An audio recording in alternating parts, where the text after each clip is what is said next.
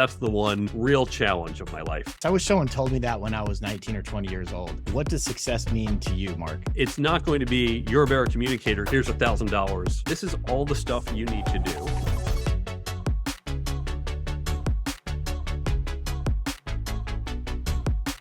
Hey friends, thanks for tuning in to another episode of The Success Factor. I'm the host, Trent Christensen.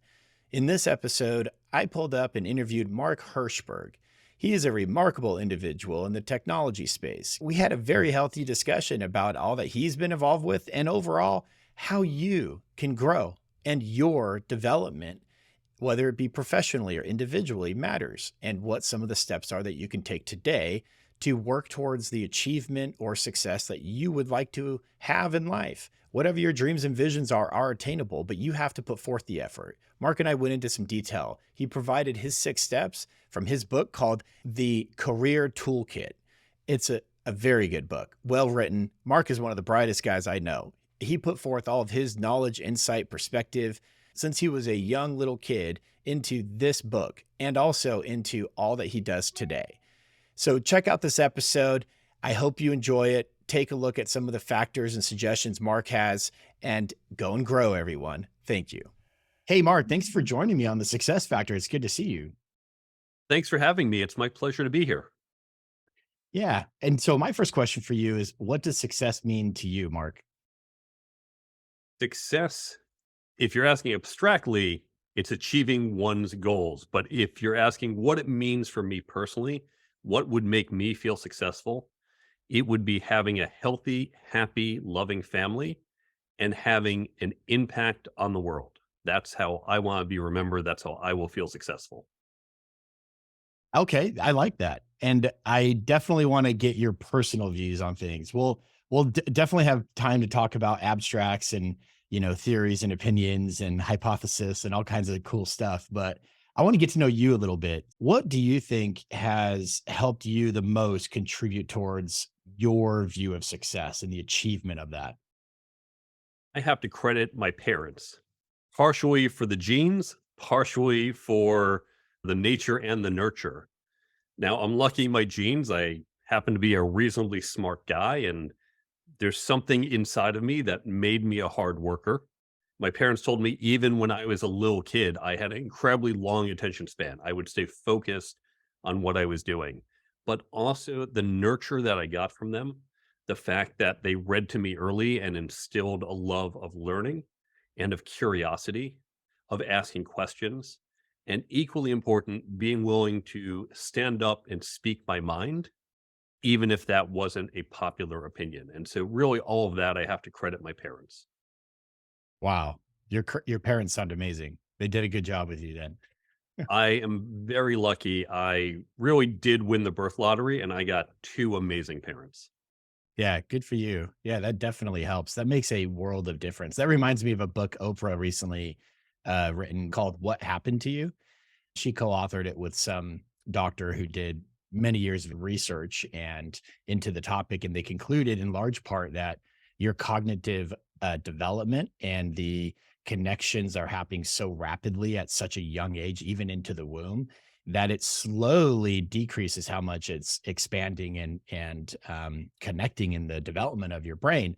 But the moral of the story is all those things that you just mentioned had a profound impact on you to set a solid foundation towards healthy behaviors and success in the future. And so a lot of people don't ever think about that, but what happens to your children or what happened to you when you were a child grossly impacts your development and your future self, unless you're aware of it and somewhat address or correct any gaps or, missing components that you need. So that's really We good.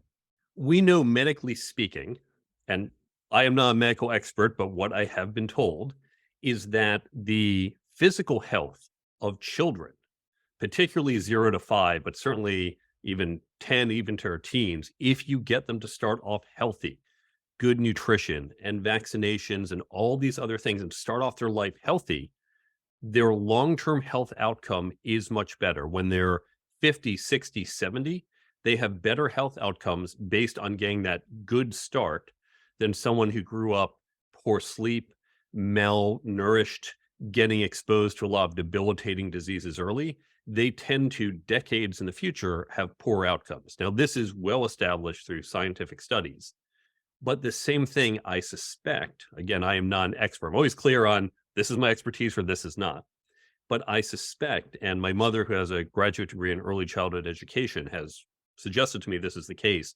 How we are trained early on really has an impact. We know, for example, kids who hear more words, whether it's their parents talking to them or being read to, tend to have better outcomes. And so I know with my children, and I did this to the extent I could with my brother's kids, but I'm just an uncle, so I had limited exposure.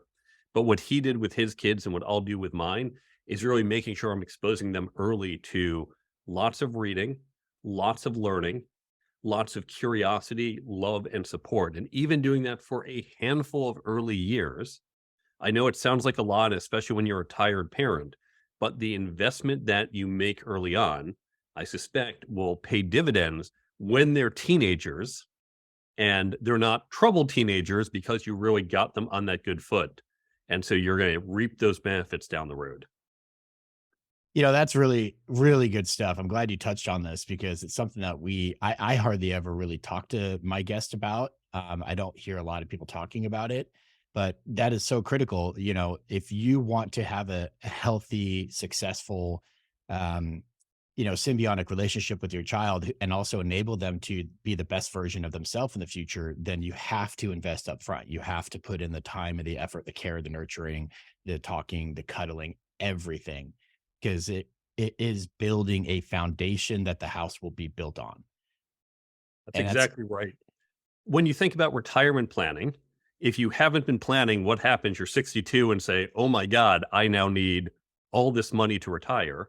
If instead you put a little discipline in and every year you set aside a little money, yeah, okay, you'd rather spend that money on a jet ski or a vacation, but you're going to take that cost a little bit each year. You build up your savings, and then suddenly you turn 65, 67, say, okay, I've got my savings, I've got my cushion. All that little bit of hard work over time paid off. Same thing with your kids, because trying to solve a troubled teen, it's difficult when they're 14, 15, and have behavioral issues. But that little extra effort early on is likely going to minimize the amount of work you have to do later. And by the way, this is going to be true in our careers as well. That's where I'm more of an expert, I'm sure, where we'll get to. It's all about investing a little bit early and you will reap the dividends down the road. I love that. Mark, that's so poetically spoken. So thank you. It's something that you could apply to anything in your life, any business, any career path or education journey you're going down. Any of those are going to require a similar level of investments and building a solid foundation with behaviors, routines, practices. So it's important stuff. And I think it applies to all of us in many different aspects of life. Where did you grow up? I grew up north of New York City for a little bit, then north of Chicago, and then central New Jersey. So I am definitely an East Coast kind of guy, but I did have a significant part of my childhood in the Midwest. So I've got one foot in each. Gotcha. Okay. And then at what point did you decide that you want to go to MIT when you get older? Like, did you always want to go to MIT or did you just decide in high school or what? When I was 5, I heard Harvard was a really good school. Someone said that was the top school. So I said, okay, well, that's where I want to go. When I was 9, I heard that Einstein, I already knew I was interested in physics. I heard that Einstein was at Princeton. He's actually at the Institute of Advanced Studies in Princeton, not the university, but people think Einstein, Princeton. So I said, okay, well, I want to go to Princeton. And then at 12, my mother read me an article from Reader's Digest about hacking at MIT. MIT hacking it's not what people think of as hacking in terms of taking stuff from a computer, although the word hacking came from this original hacking at MIT. A hack at MIT, the original word means do something clever. And so at MIT, the hacks they would pull would be classic college hijinks, like getting a cow on top of a 12-story high dome, which, by the way, is not easy to get off because cows can't go downstairs, or putting a police car up there, or turning that dome into the top of R2D2's head for the Star Wars premiere. MIT is famous for these hacks. And when I heard about that, I heard it was a good tech school, but they're known for this kind of fun. I said, okay, that's where I want to go. So it happened when I was 12. That is so cool. And starting from age 12, did you get into anything that helped you cultivate and develop further that interest in, engineering, physics, kind of figuring things out, hacking, what all of it, right? Did you do anything along the way? Well, I'd say it started earlier. At Mm. age 4 or 5, my father taught me chess. And I was a competitive chess player. I even went to chess camp a couple of years. So I was very serious at chess. And chess teaches a logical mode of thinking that's really relevant to science and engineering. And I'd argue to life in general. And I had a proclivity for math and science. I used to love doing all the extra credit programs, the gift and talented programs, particularly in math and science.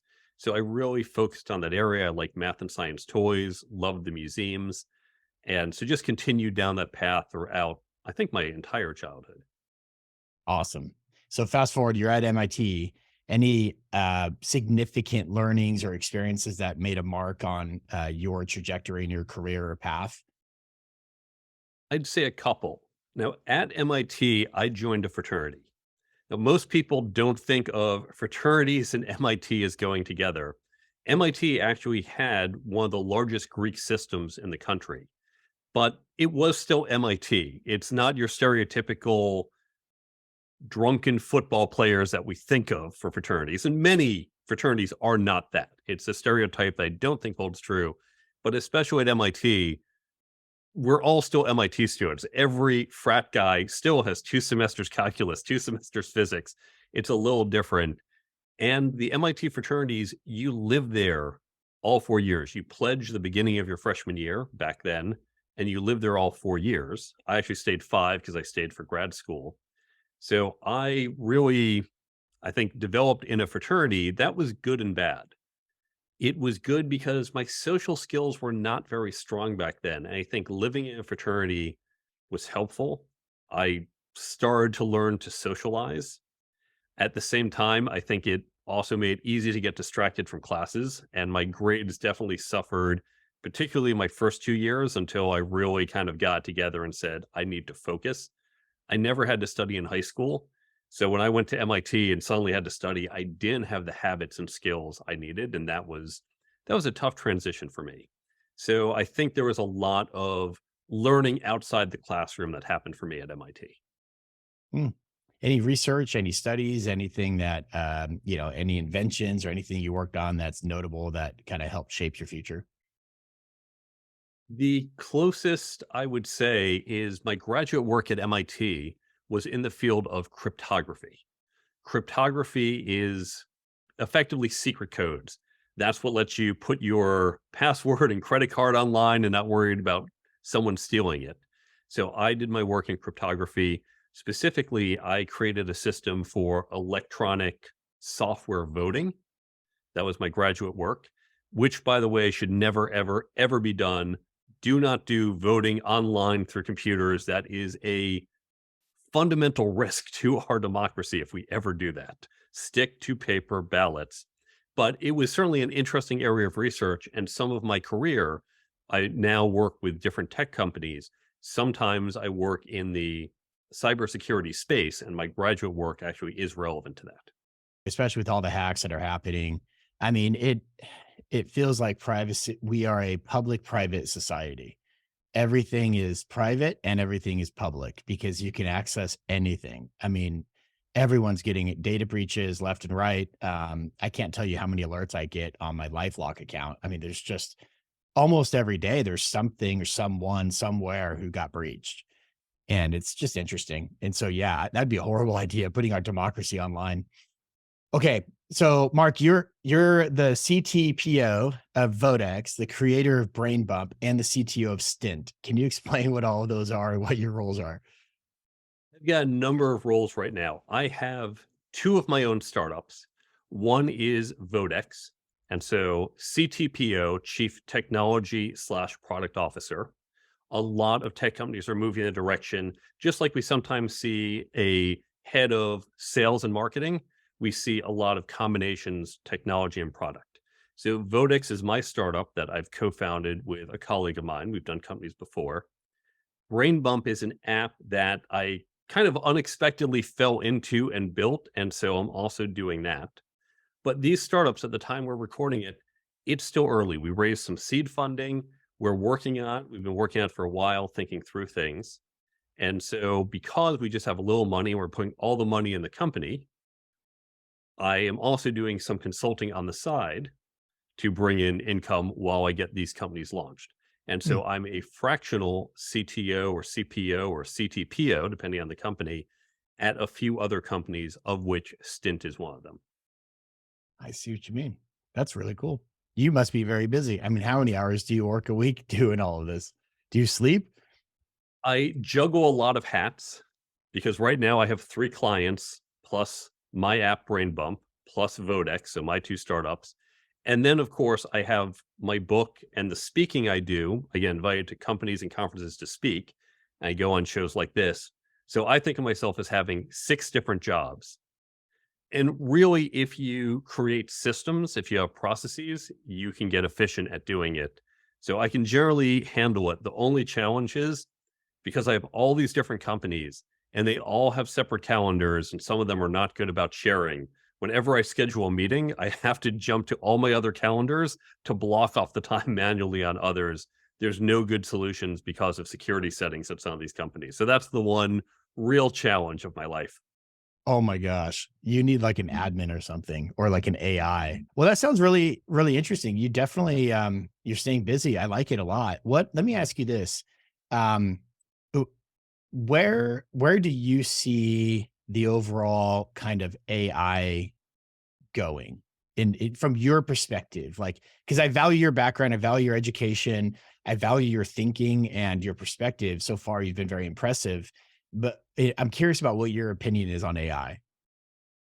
We're recording this in spring of 2023. Chat GPT-4 just came out.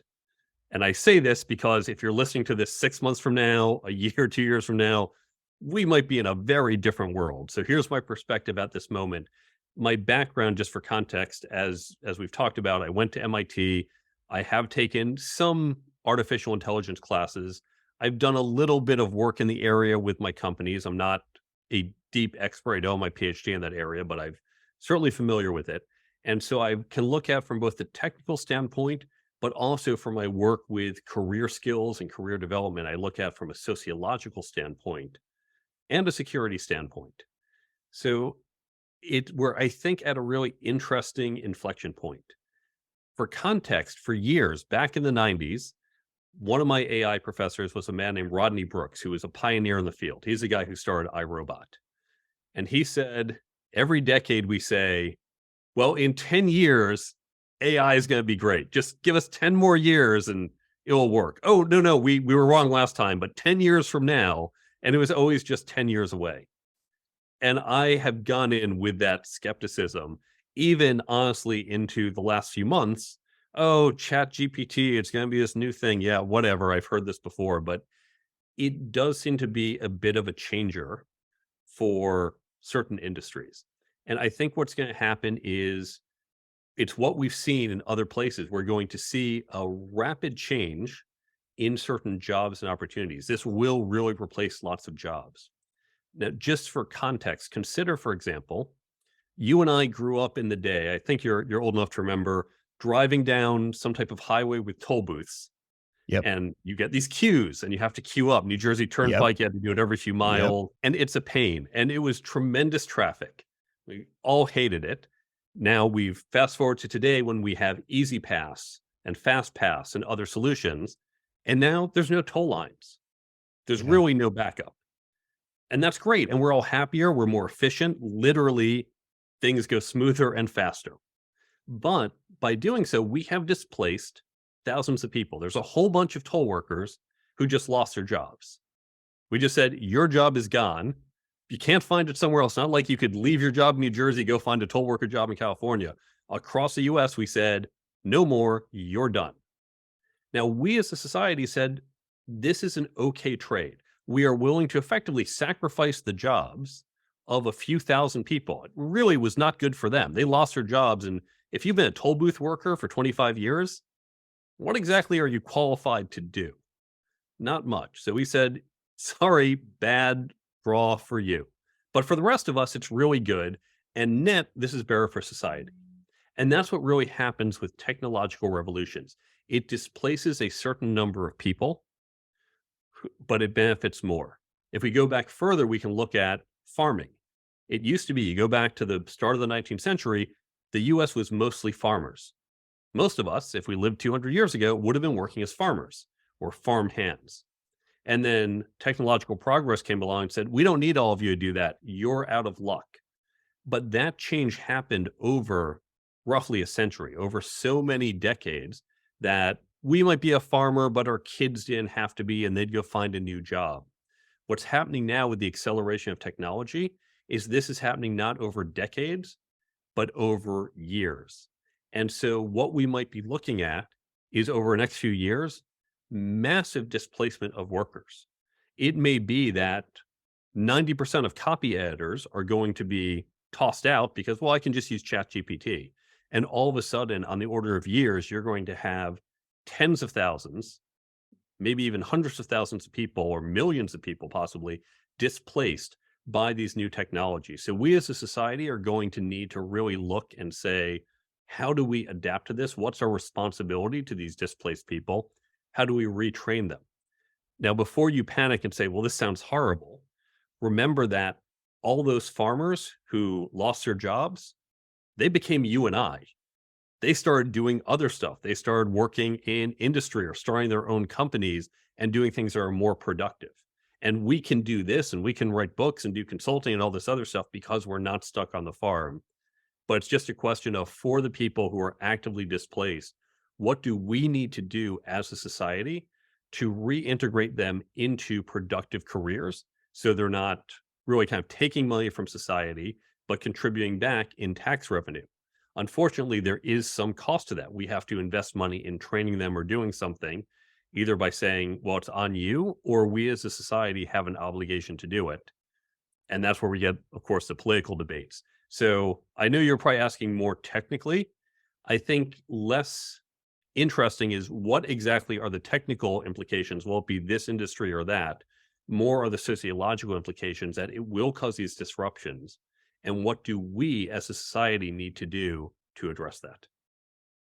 In short, Mark, because that was a very articulate response and greatly appreciate it. And I followed it pretty well, I think. In short, in my eyes, in my lingo, AI is coming, nothing you can do about it. And you can get in front of it or you can wait for it to roll you over. But either way, it's coming. And no one else out there is going to be fostering this revolution. No one else is going to go and be worried about your career, your income, your job, your livelihood that you have today that may be impacted by AI. No one's going to be out there except people like you who are offering coaching, consulting, helping people adapt, either it's individual or companies, to this movement, which is coming. Would that be a good summary? That's exactly right. In fact, let's look at a more recent example. If we look at manufacturing, US manufacturing jobs have obviously declined in the last few decades. And people have gone out and given all sorts of explanations. Usually they say, oh, they're shipping your jobs to Mexico or it's China.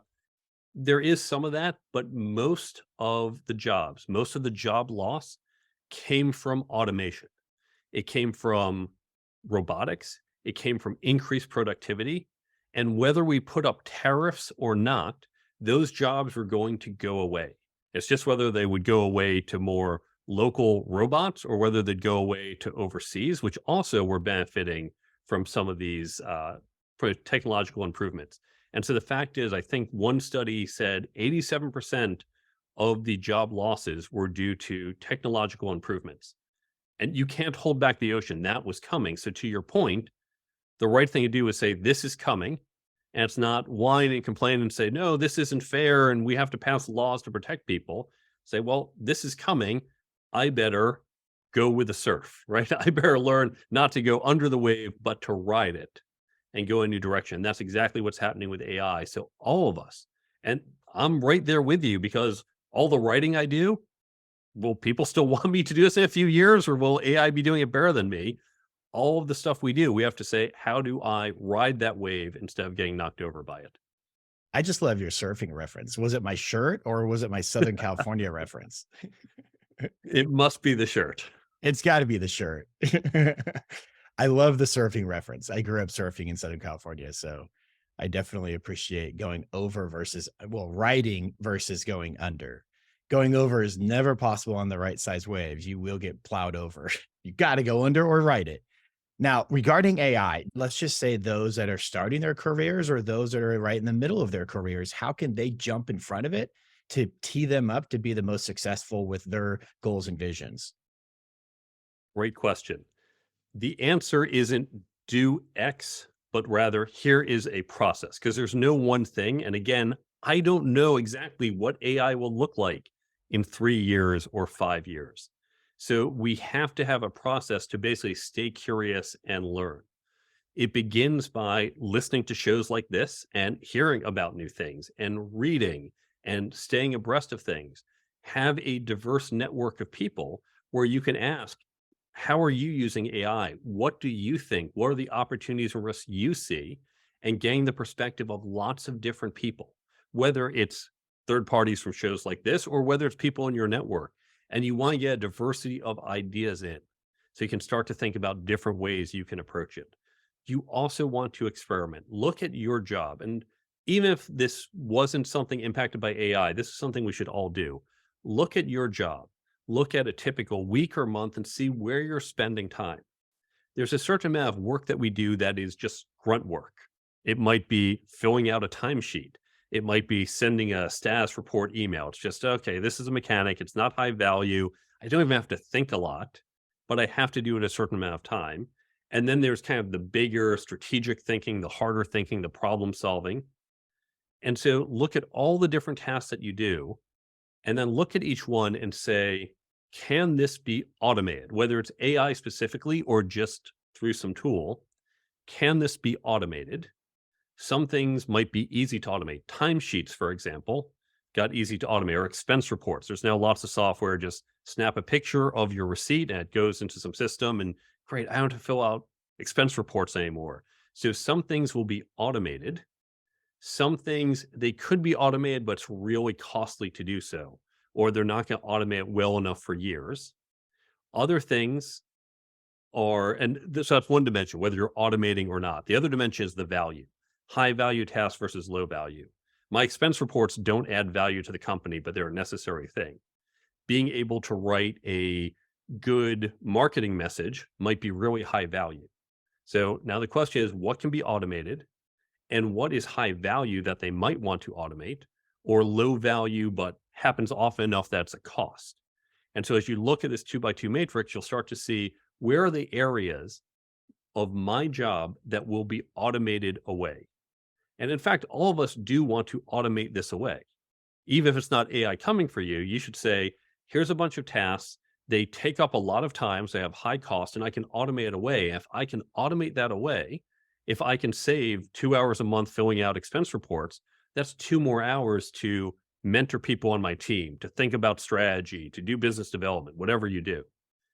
Now, AI is going to, I think, accelerate some of what gets automated away. So all of us should look at the individual tasks, not your job holistically, the individual tasks, see what can get automated away and focus on the other areas, presumably the high value areas, because that's where you're going to be spending more of your time and creating more value in the future. If you can't do that, well, now you're no longer valuable to the company. Or if all you can do is the stuff that gets automated, again, you're no longer valuable. Wow. That's a lot to think about because there's so many opportunities there that each professional or individual in whatever profession or career or business you're into can do that. And it's something that you can go and evaluate right now. There's no reason to wait. You can get in front of that curve. And it's an interesting time to be alive because AI is going to really change a lot.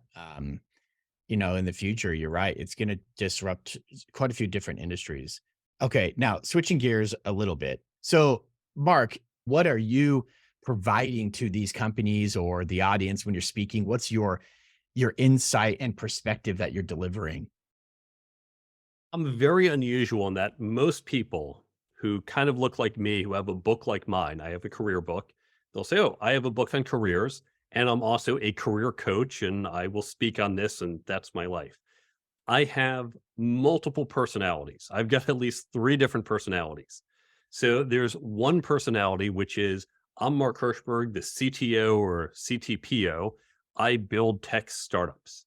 And the consulting I do, the fractional CTO work I do, is with companies where they say, we need your help, either part time, we don't need a full time CTO, we need you to step in, or a temporary person, or we just need some really big picture help that might be beyond the scope of our CTO. Can you step in and do some of that? So I have the CTO work that I do. Now, I also have the teaching that I've done for 20 years at MIT, not on tech stuff, surprisingly, you think MIT, it must be technical, but on professional development. So these Mm. are career skills, career plans, leadership, networking, negotiating, communication, team building, all those skills we hear about, but no one ever actually teaches us. That's what the book is about. Now, I do not do individual coaching about that, but I will do talks about it. I'll get brought into companies to speak about that type of career plans for the company or career skills or at a conference. I do sometimes get brought into companies to talk more technical, either about cybersecurity or about innovation, some of what we've talked about here. So I'll do that for my other persona. I have a third persona, a very small one, which is about the future of media. And so I'll occasionally talk to organizations about the future of media, but it's primarily either tech and technology in the future or it's about professional development. That's fascinating. I did not know you were that dynamic and sophisticated in these specific pillars, but I almost want to ask you a question about like how would you give a summation in 2 sentences of what the key nuggets of knowledge and insights that individuals need for each of those pillars, but I'm going to actually just ask you first because I think this is a more impactful question. From a professional development perspective, why do a lot of people get complacent with the status quo, mediocrity, or just embrace complacency in their profession? What's holding them back from continuing to improve themselves professionally or just not improving and just staying where they're at? What holds people back? It's one of 2 things. For some, it's a level of drive. And by drive, I mean it's work. You have to do work to improve yourself, advance yourself, and work can be hard. And for some people, they just don't have the drive or the work ethic. And there's nothing wrong with that. If you are happy where you are, be happy. You don't have to climb a ladder just because the ladder's there. But if you're saying, I really want that next rung on the ladder, I really want this new role, this new opportunity, and want it that you're willing to work for it. I might want $10 million, but doesn't mean I could go play the lottery every day. That's not going to necessarily get me to do it. So if you actually want it and say it's worth the effort, it's not worth it for me to play the lottery every day. But if you want to are willing to put in that effort, it's worth it for you in terms of the cost. Then the other thing that holds people back is they don't know how to do it. And we see this very often. So many people say, well, I'm here. And, in 10 years, I'd really like to be the vice president. I want to get to that level. Well, that's it. That's the whole thing. I would like to be there. And I don't know. I guess I wait and hope, and maybe I'll see the door open and then maybe I can walk through it. And that's insane. But that's what most people do. They don't have a plan. So what we need to do is when we have some future we want, that vice president job or start your own company or whatever it is, we need to create a plan. A plan doesn't guarantee success, but not having a plan pretty much invites failure. So you need to be proactive by saying, this is the goal I want. Let me lay out the path and the work I need to do to achieve it, knowing that you're going to have to adjust that plan along the way. And so it's either that lack of motivation to do the work or lack of understanding of what to do. So those that lack, and the industries are very vast, right? There's a ton of different professionals or, people in jobs that across all kinds of different industries. And if they're hearing this and they're thinking, all right, well, I know where I want to go. I know what that end spot is, but I don't know what to fill it with from here to there. What's the gap? What are the steps? Do you have any recommendations on what, from just a overall principle based perspective, people could do now? It's pretty simple. I break this down in chapter 1 of my book, but here's the key idea. You're here, you want to go there. Lay out what it means to be there. If you want to be the vice president, what are the qualifications? And that's not hard to find. You can look at job descriptions, you can talk to people in the role or who hire for that role and say, this is all the stuff you need to do. And then here's where I am, all the stuff I've done. So I'm going to pick a single dimension just for illustrative purposes. The vice president at this company leads a team of 100 people. I have led a team of 5 people. Now, there's no way someone's going to say, oh, well, you've led 5 people. Great. Here's 100 people, go lead. We have a gap. So I need to be able to show I can lead 100 people. Now, they might say, hey, you've led a team of 70. Close enough. We think 70, you did a good job. You can handle 100. So, okay, I know I need, before I get to this VP job in 10 years, I need to show that I've led a team of 70 people. By 10 years from now, I need to have led 70 people. Well, no one's going to just let me run a team of 70 because I've only run 5. So at some point, maybe by year 6 or 7, I'll need to have led a team of 30 people. And they'll say, oh, well, 30, that's close enough. We'll put you in charge of a team of 70. So I'm going to just keep backing out. And before I can lead a team of 30, maybe I need to lead a team of 12.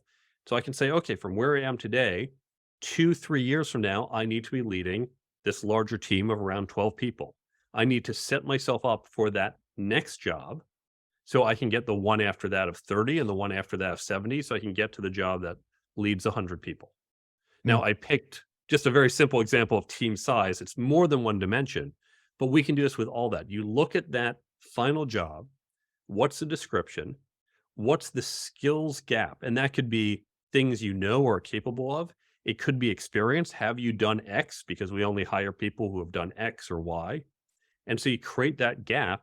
And then over the coming years, don't just jump the river in one jump, hopscotch from rock to rock. So, what are those rocks? Lay that out and go from one to the next. I love all of that. That is such good advice. I wish someone told me that when I was 19 or 20 years old, because all of that is true. And it's been true from my perspective. And a lot of times what it comes down to is it's time. You have to put in the time. You can't fast forward someone who's got 20 years or 30 years experience meeting that job description for an MD or VP level if you're 5 years into your career. You just don't have the time. And during that process, if you continue to make those smart moves and grow and learn in terms of your size of team or responsibilities or budget or AUM, then you will continue to grow towards that. But it has to be married with time, and you cannot fast forward that process. That's a good perspective, Mark. When I came out of MIT, and it was the 90s, I started as a software engineer and I knew I wanted to be a CTO. Now, I did have peers who said, hey, it's the 90s, it's the dot-com era. I'm just going to start a company and say, make me CTO. And they got the title right away. Many of them have left the industry because they had the title, but they didn't have the skills. They hadn't led a large team. They didn't put out big enterprise software and they struggled. And I could have done that, but I said, you know what? It's not just about the title, it's about the capability.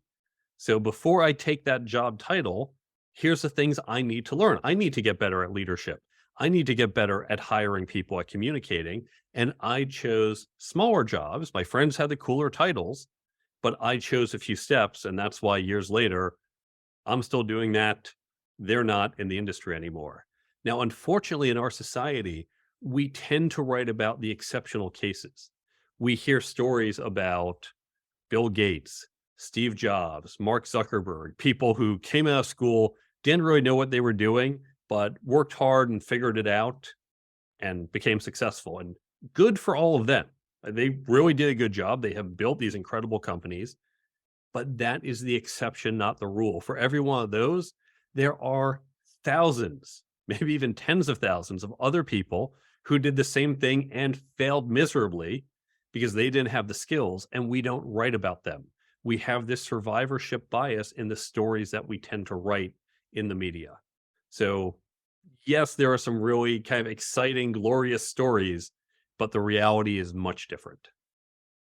Yeah, there's a lot more failure. There's a lot more setbacks, lessons learned, opportunity awareness, but that only comes in hindsight. And you can't eliminate that. You can't be like the exception where they got stars aligned well with skill and talent and opportunity and time and just rent the market and had zero setbacks at the beginning phases. You can't expect that. It's like expecting to win the lottery when you go put a dollar into the lottery.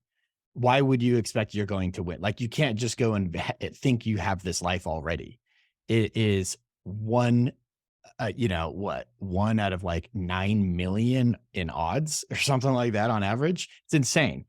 So why expect that to happen in your career, your, profession or your business? You're not going to be a billionaire overnight. So that being said, how prevalent do you think compensation or money is a key motivating factor for the professionals you've worked with or are aware of or read about? Those are a few different groups.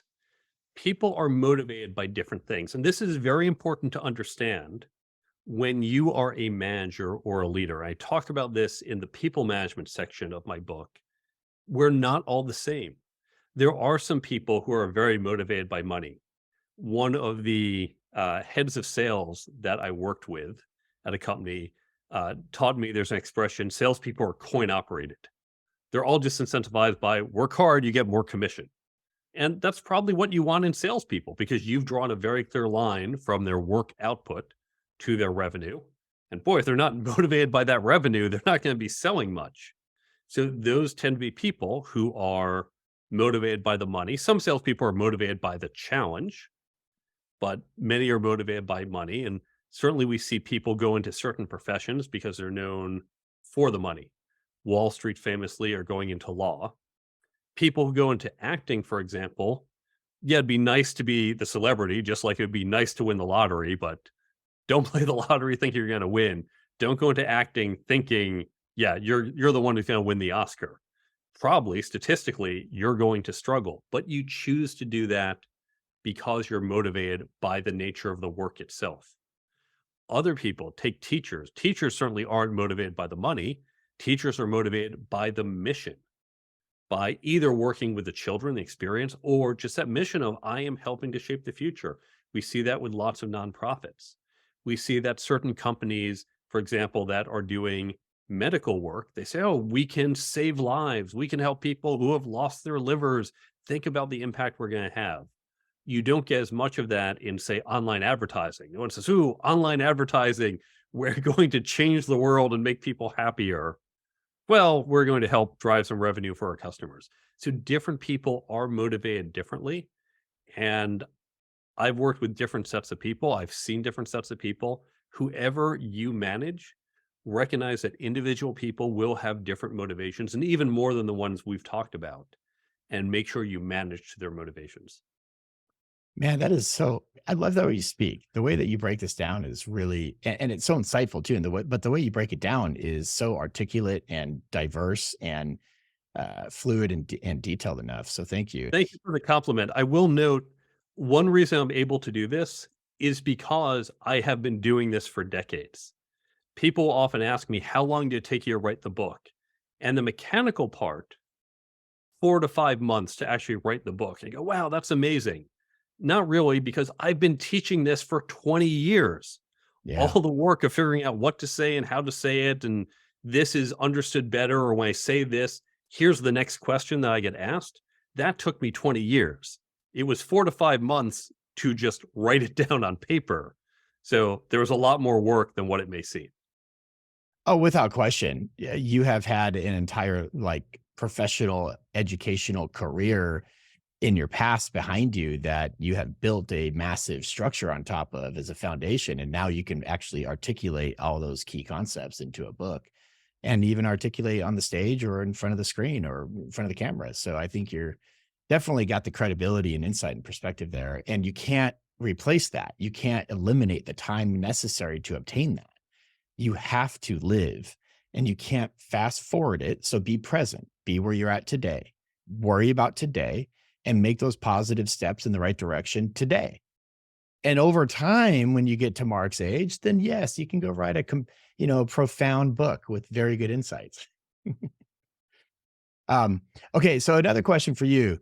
From the the overall like personal development perspective, what is the number one area you say to go and look at first? Whether it's like communications, I'm talking like topics, not necessarily in the weeds, but maybe like at the tree line level. Like, what are some of the areas you could go focus on? Your communication, your education. You can work on your manners, your table manners, your sales pitches, your elevator pitch. What do you recommend someone go and look at first?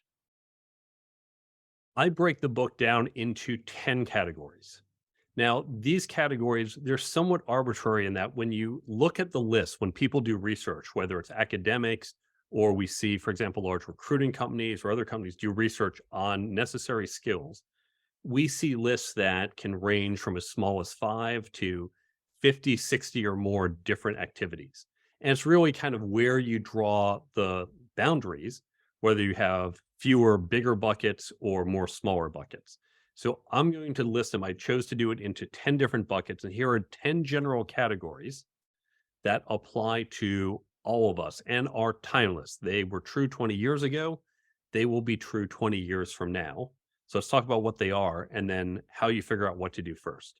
So the 10 buckets that I've broken into, three kind of main groups. The first is on careers. So career planning, how to actually create and execute a plan, like we talked about earlier. Second skill, working effectively. And this includes things like managing your manager, understanding how you deliver value, working within corporate culture, corporate politics. It's a lot of subtle things we rarely talk about. Third skill is interviewing. Now, interviewing, by the way, we often think of interview skills. Oh, how do I answer the question of if you were a vegetable, what vegetable would you be?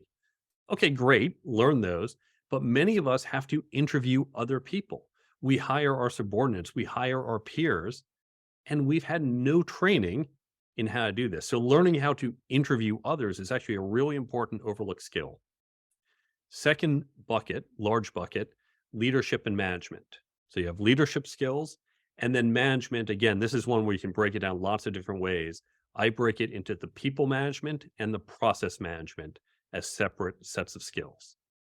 And then the third overall section, four skills: communication, networking, negotiations, and ethics.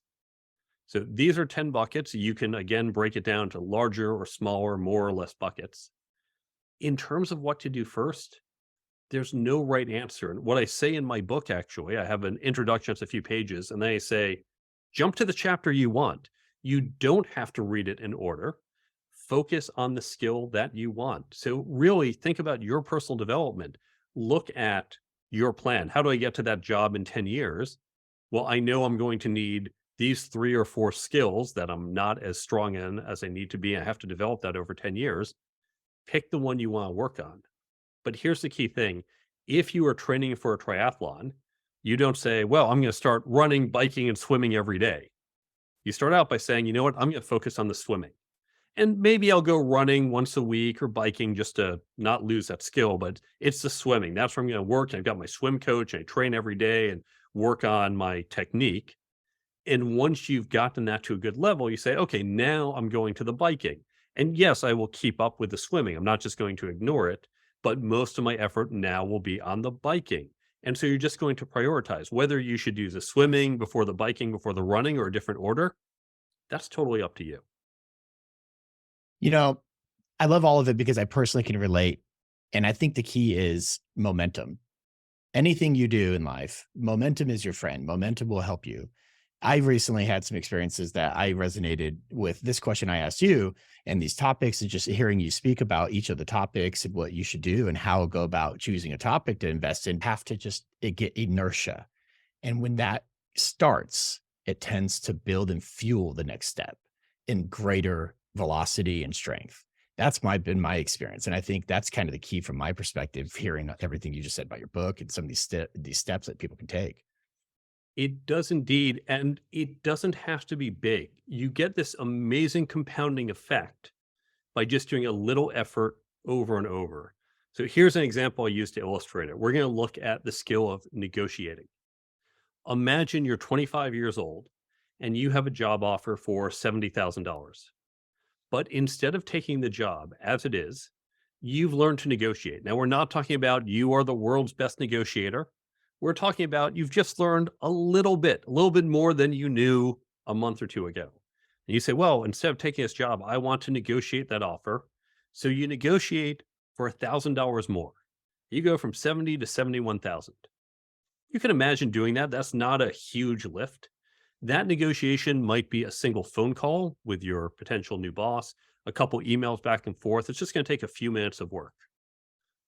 You now get $1,000 more. If you stay in that job for the next 40 years, you don't do anything else, you stay there for 40 years until you retire, 5 minutes of work just got you $1,000 more for 40 years. In 5 minutes, you just got yourself $40,000. Wow, wait a second. Why have I not learned to negotiate? That ROI is huge.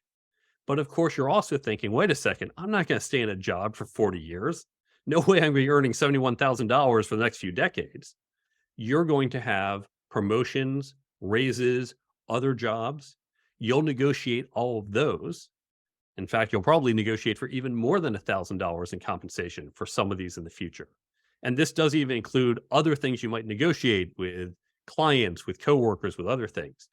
If you learn to negotiate, and we're just talking your compensation, you can add tens of thousands, even hundreds of thousands of dollars to your lifetime earning because you get the compounding effect just by being a little bit better. Now, I use negotiations because we can do the math. We can do $1,000, 40 years, but it is true for any of these skills. If you get just a little bit better at networking, at leading, at communicating, it doesn't matter what, you're going to start to stand out. Because if we're all on this project, but you are a slightly better communicator than the rest of us, what happens? The manager says, why don't you be the person to present to upper management? Because I have to pick one of you. You're the one who stands out just a little bit better, and suddenly you're more visible. Suddenly you get more opportunities that leads to more promotions and success. It's not going to be you're a better communicator. Here's $1,000 for the next 40 years. It won't be quite so linear, but it's the same concept. So all of these skills, if you just get a little bit better, you're going to have an amazing compounding effect. That's so easy. And people need to do that. I need to do that more. It's just the incremental lifts over time. Exactly. And so all of these skills, so then when you break down, you say, wait a second, this is worth taking an online class of 10 hours that's going to cost me $200. It's worth buying a $20, $30 book that's going to teach me these skills because I will earn it back the very first negotiation, or I will earn it back the first time I stand out as a leader. So invest, pick one of these skills, doesn't matter which one, invest in that for the next 6 months, 12 months, 2 years. And once you feel, okay, I've made some good progress, move on to the next skill. And maybe come back to that first one down the road when you want to go from beginner and now you're intermediate. Maybe you want to get advanced. But work on these different skills and don't worry about there's so much to learn because, again, these small steps are going to take you far. You know, it reminds me of making Yeah. your bed, right? You remember that speech that he's got a book out now. You reminded me of that because the principle behind that, even if you just go and negotiate from 70,000 a year to 71,000 a year, that win has a mental impact on your physiological being and it gives you confidence. And that confidence carries you to the next one. And you will be a little less scared to try the next incremental change or shift or even ask that you're looking for. And so that mental health gain is a massive deposit. And if you do things like that daily or over time, even if they're incremental, like making your bed or asking for a, fraction of a percent increase on that salary number, do it because the mental health and that momentum will carry you forward into achieving your dreams, your visions and success you're looking for. Am I wrong on that, Mark? What's your You thoughts? are 100% right. And we see this in many areas. Now, for the, I'm going to say heteronormative men who are listening, because in heteronormative culture, the men ask out women. And I can certainly remember when I was still in high school and trying to ask the girl I liked to the high school dance and how nervous I was being on the phone and trying to ask her out.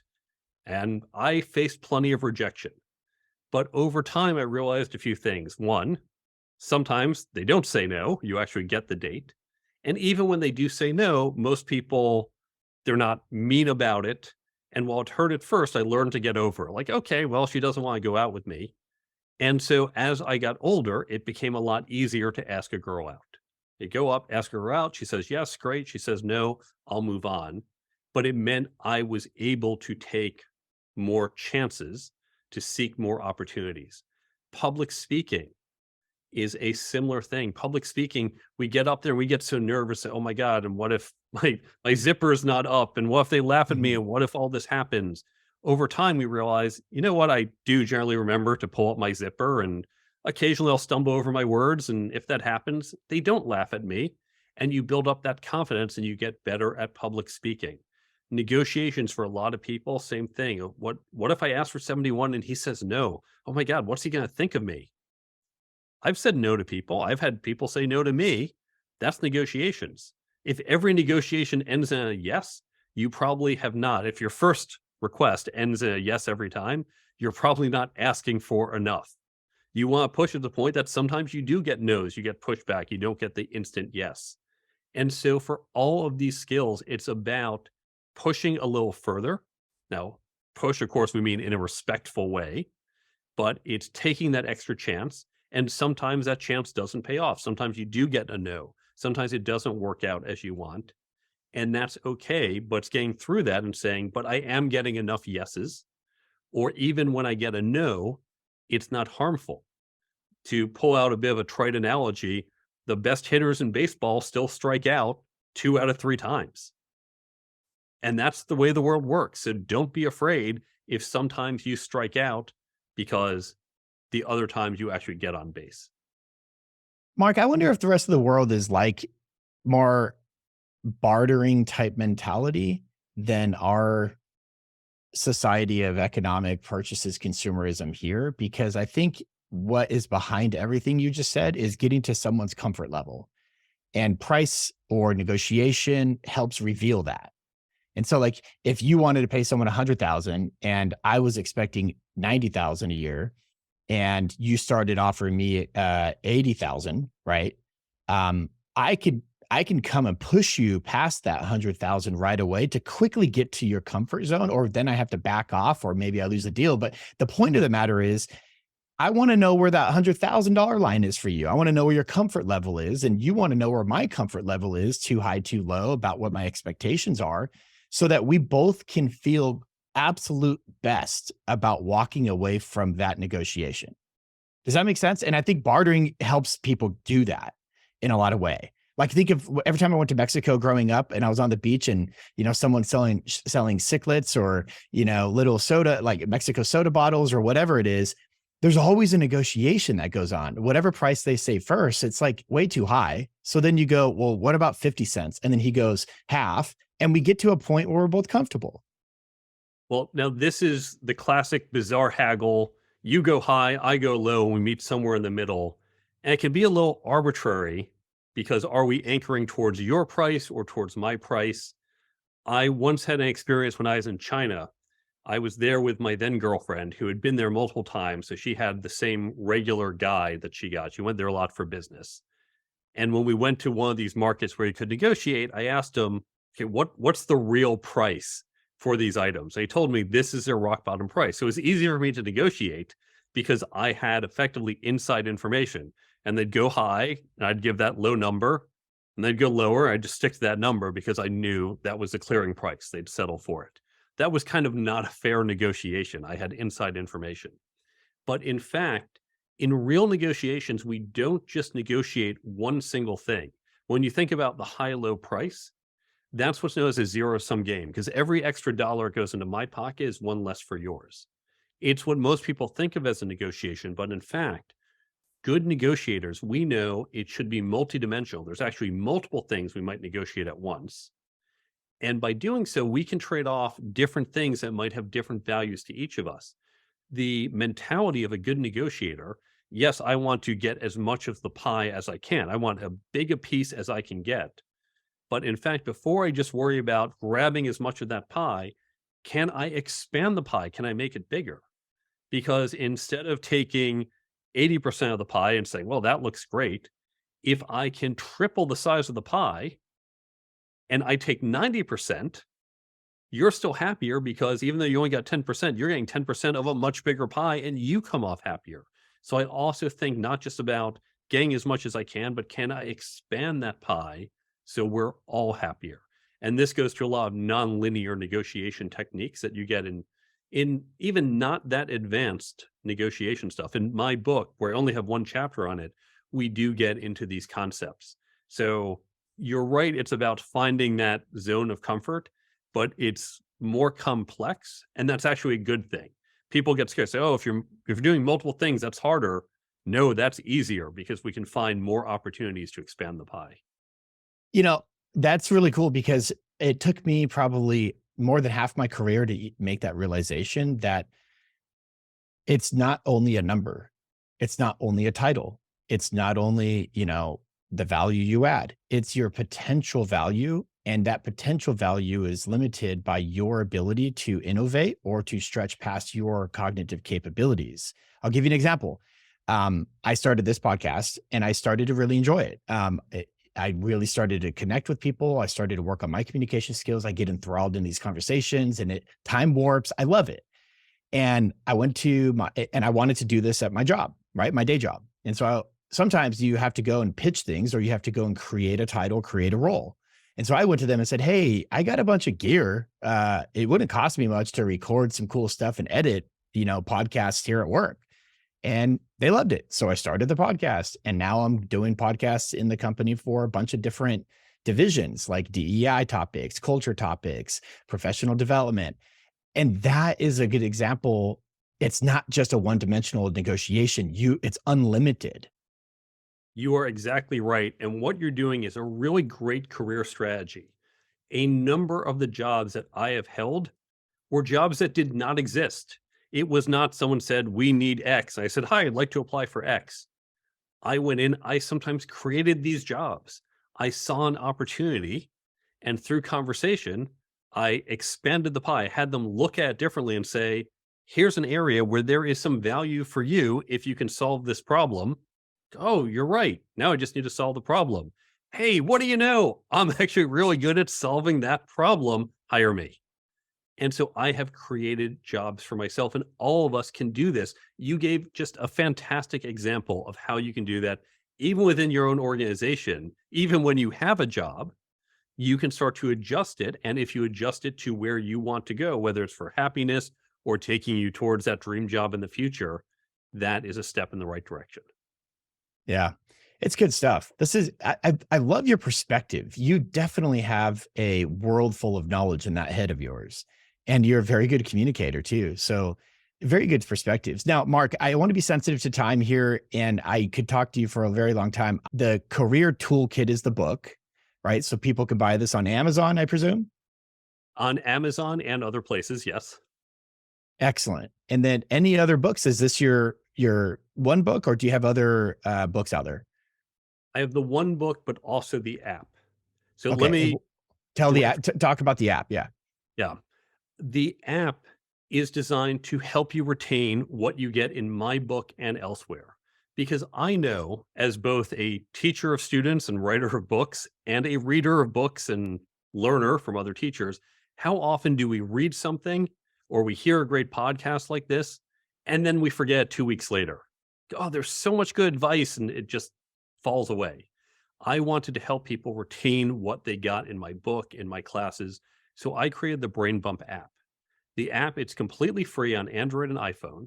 And the way it works, it's a cross between a flashcard app, a book summary app, and a daily affirmation app.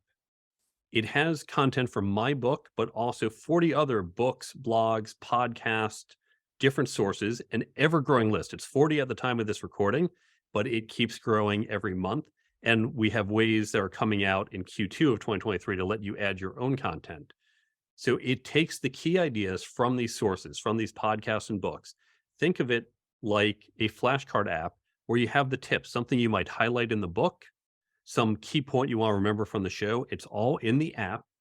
You can pull it up because it's tagged by topics. So, for example, my book has a chapter on networking.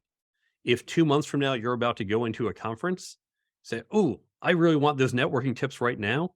You open up the free app, you tap the networking tag, and there's a whole bunch of networking tips from my book or from other podcasts or books or wherever. And you've got them right at your fingertips when and where you need it.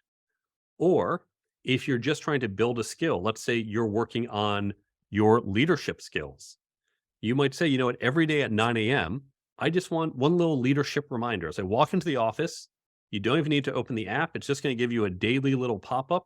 Here's a leadership tip from this book or that podcast or whatever source you pick. You just look at it, go, great, swipe it away. 2 seconds a day, but it stays top of mind for you. It helps you retain it using spaced repetition. So that's how the app works. It is completely free. The app you can get if you go to brainbumpapp.com. That's the website, brainbumpapp.com. That will take you to the Android and iPhone stores where you can download it for free. Apple doesn't list our name correctly. I'm still going back and forth with them. So go to brainbumpapp.com, click the link. You can download the free app, and then you can get all the tips for free from my book, my blog, other books, other podcasts, an ever-growing set. And then, of course, the book, the Career Toolkit, you can go to thecareertoolkitbook.com. And on that website, see where to buy it, Amazon, other places. There's also a blog I put out every week where I go deeper into some of these topics. And there's a page of entirely free resources that you can download or links to other free online tools. All of it's free. I'm not trying to sell you anything. I'm not even collecting your email so I can market to you later. This is all free to help you. So the careertoolkitbook.com and brainbumpapp.com. Wow. Mark, thank you. Thanks for coming on the show. And I have to say, you got a lot going on, sir. You must have a whole team behind you. It's mostly me. I have some developers who are doing some of the work on building the app, but otherwise, and obviously my editor and cover designer feel for the book, but most of this is all me. Well, you're killing it. And I don't know how you get all that done. You must not sleep or something, but seriously, you are involved in so many different things. And I certainly appreciate you spending some time with us here and giving us your insight and perspectives on career development, personal development, growth, and many other topics like AI, which we really enjoy talking about too. Exciting stuff. Thank you, Mark. I really appreciate it. Thanks for having me on the show.